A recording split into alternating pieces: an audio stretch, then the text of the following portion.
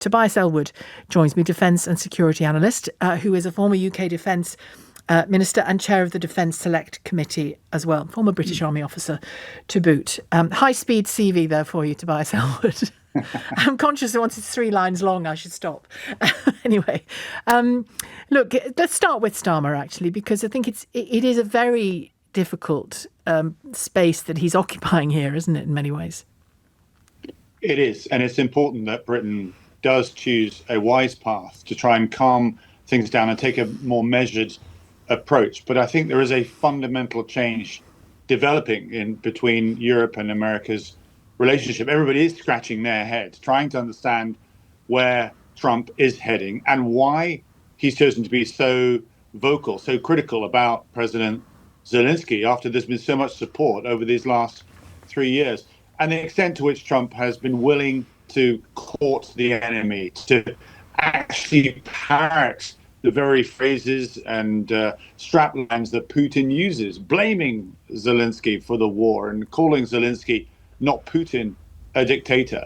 And on top of that, we've also seen a wider concern that America is choosing to dial back from its long-term interest in European security, denying NATO any future involvement in supporting Ukraine. And I think this has actually taken everyone, indeed Republicans, by surprise as well. And it's with some sadness that I say that I think that the US and American relationship is changing. There is now a clear void between the two continents with profound repercussions, not just for dealing with the aftermath, a potential deal with Ukraine, but the fact that Putin is now not only allowed to survive, but able to thrive and will continue his mission of expanding his influence over Eastern Europe as America steps back. So we've moved into a very, very dangerous era indeed for European security and European prosperity. And because of that backdrop, that very quickly changed backdrop, talk to me a bit about what you think Keir Starmer does next, because at the moment,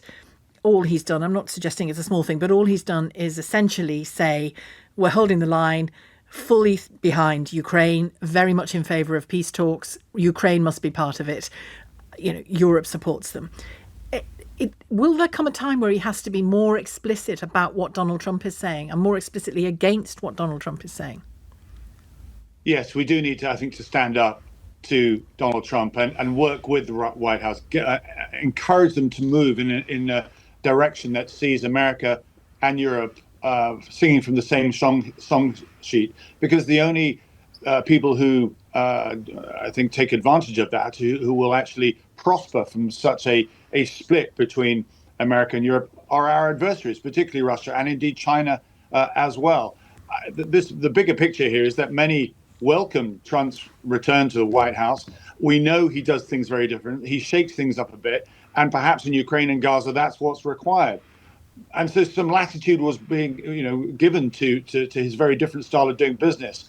But to actually sit down with Putin, ignoring Ukraine, ignoring Zelenskyy, ignoring the views of Europe as well, shows, as I say, there's something much bigger afoot here. But Putin was not in a good place up to a week ago. His economy is in recession or heading towards that. He's suffering hugely because of the scale of casualties, up to 800,000, I think, now. That damage was starting to affect him politically in Russia. And then suddenly he's got this new lease of life because he's got a new best friend.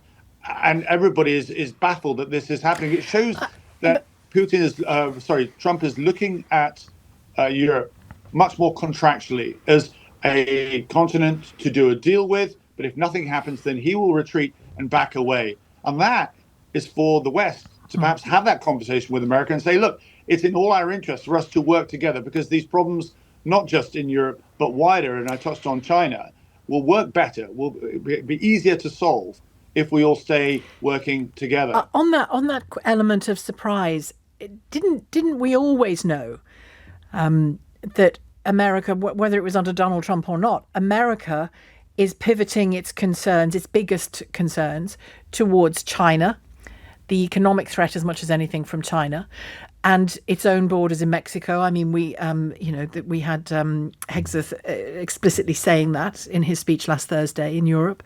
So that's not surprising really, is the surprise the way Trump has turned on Ukraine in this way?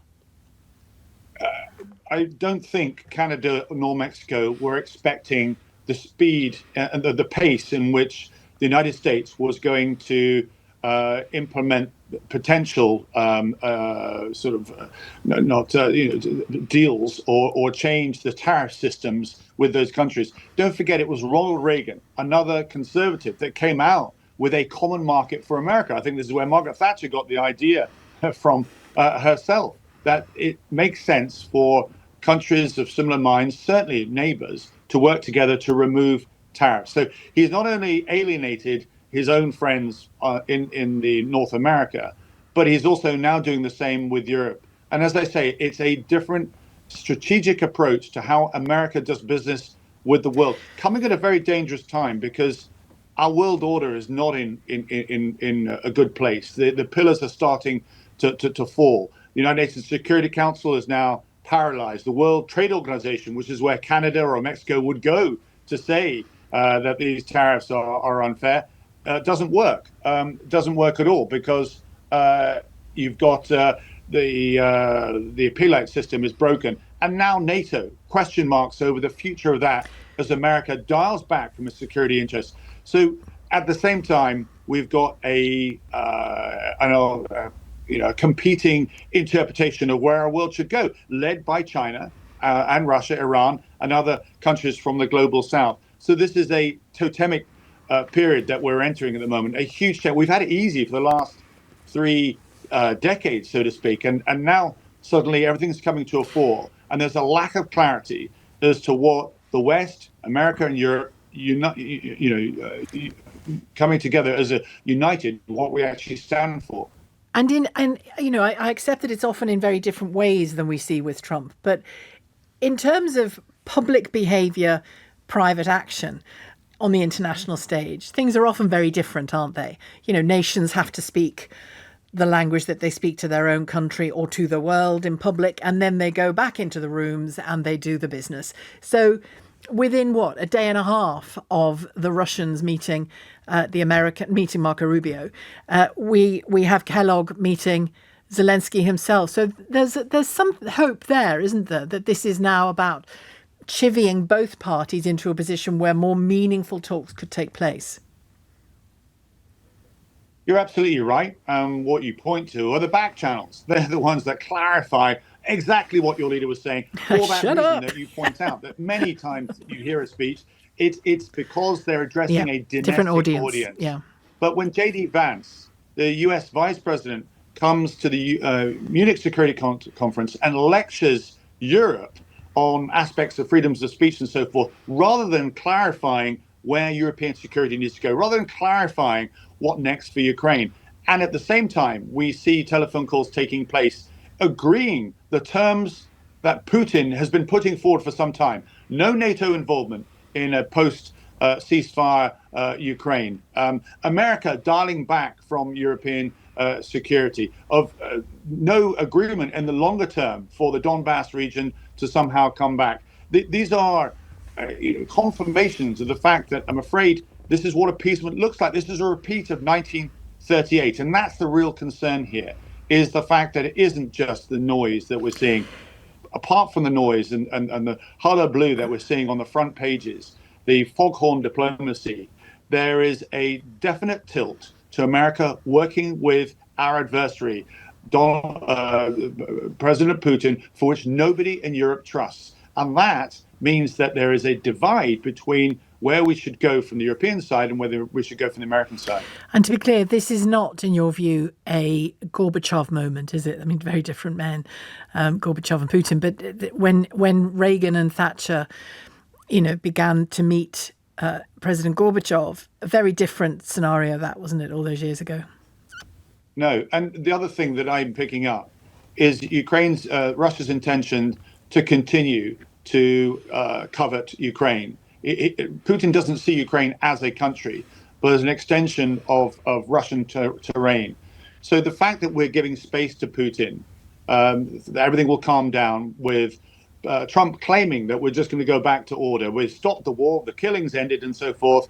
We've got a deal, and Trump can take credit for all this. Well, actually, what you're doing is giving space for Russia to rearm, regroup, and continue doing this all over again. In a worse scenario, because America has then withdrawn its interests, and the importance of America cannot be understated, because it is the top cover, the air defense, the Patriot systems, for example, the intelligence gathering from satellites, all critical for Ukraine to be able to continue defending itself. And if no NATO troops are allowed in Ukraine at all, whether they're under a NATO umbrella or not, then of course that's even easier for Russia to then do this all again. And just very quickly before you go, Keir Starmer is meeting Donald Trump next week, I think it is, isn't it? Or in the next few days. Yes. What should the singular message be that he leaves Donald Trump with from that visit? The longer term geopolitical consequences of America dialing back from Europe. It would leave us very, very dangerous indeed, distracted by an ever resurgent Russia, which means that this wider challenge that we face, which is the rise of China, means America would be on its own. And if something happens in the South China Sea, America will be looking to NATO allies to support America. But there's no chance of that happening if we're completely absorbed in doing with an ever insecure Europe. And when it's insecure, it means our economies will be affected as well. If our economy is affected, prosperity is affected, that means inflation goes up. That's going to be the focus of all the governments across Europe, not looking and helping America when they call for support. Thank you very much indeed, Tobias Ellwood, defence and security analyst.